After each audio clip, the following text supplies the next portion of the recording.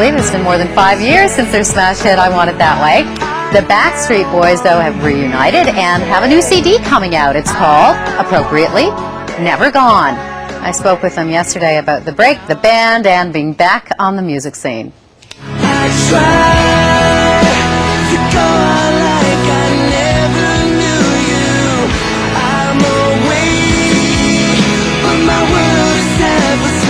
Okay, sitting down with the Backstreet Boys, all of them, thank you for all being here, back together again.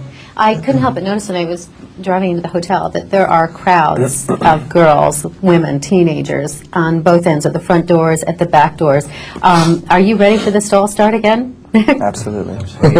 Really?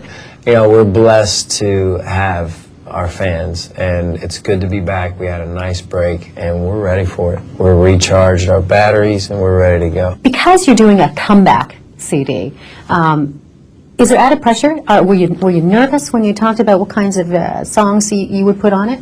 I mean, we really didn't have any expectations whatsoever of, you know, we just wanted to get into the studio, make a great record, tour, and make an album for our fans. Well, what was it like being, you know, back in the studio again together? I mean, clearly you had a lot of fun the first time out, or you wouldn't have done it, and now you're getting back together. Same thing started happening? We realized even more what role each other has played in this entire journey, and we've learned to respect that more and not fight it. When you took time off, I mean, and Angie, you went through rehab at that time. Were you particularly nervous about going back on, like, you've got a world tour, there are added pressures, obviously, when you're on tour, added pressures when you're building this huge fan base up again. You know, do you worry about that? Are you totally on solid ground? I'm anxious, I'm excited, I'm not nervous, my feet are planted firmly on the ground. The only way I could ever mess up is if I allow myself to. There's really no pressure, there's no excuse big enough for me to pick up a drink or pick up a drug ever again. I've got a great support group right here. I've got a great family back home that supports me. I've got most of my friends are all sober, so it really does help me, you know, and I have a good balance in my life now. You know, I can go out and still have a good time without having a good time. Not that kind of good Not time. that kind. And you're going on tour and you've got a baby at home. Yes, I do. When my wife and I had my little boy, obviously it's a life-changing event. For sure. But I think he inspires me more than anybody has in my life, to want to work hard, to want to get back at this.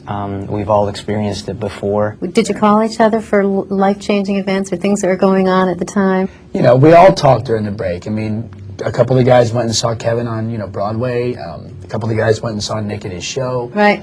I mean, you know, we didn't just say, okay, it's over, see you, bye, I'll talk to you in a couple of years. Was there a point where you all realized, or did you have different moments where you thought, I can't keep this up? It was at the end of the Black and Blue tour, and then towards the end of the Millennium tour, he went into rehab, then 9/11 happened, and it just seemed like so much negativity going on, and after the tour was finished in Japan, we finished in Tokyo or Osaka in November of 2001. We're like, after this, we're going to get rid of our management. We're going to sit down and have a meeting and discuss how long we want to have a break, and then discuss the direction of the next album. And so after the Grammys, we sat down, and Nick said he wanted to do a solo record, and we're like, all right, let's take a break. And we didn't know it would end up being 3 some odd years before we would get back in the studio, but it was meant to be this way. You've got such a huge Canadian fan base. Tell me something about Canada, or something about the Canadian fans. I mean, I know you don't necessarily compare from country to country, but you certainly performed here enough, and you're coming back on the world tour. You know, there's always been a special place here, I mean, in our hearts for Canada. I mean, we received some of our biggest awards here, our Diamond Award, Right. which is one, you know, 2 of them exactly, which is something we haven't, you know, was one of our first accomplishments here. And Canada's always been really, really good to us, and we know that, and we appreciate it, and it's good to be back here.